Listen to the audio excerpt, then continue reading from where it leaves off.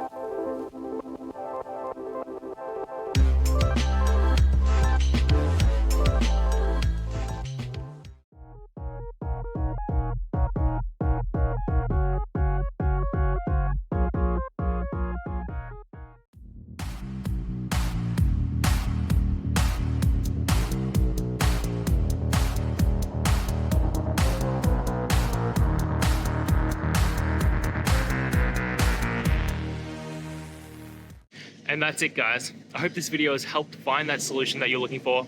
And if it did, please hit the subscribe button. I'd really appreciate it.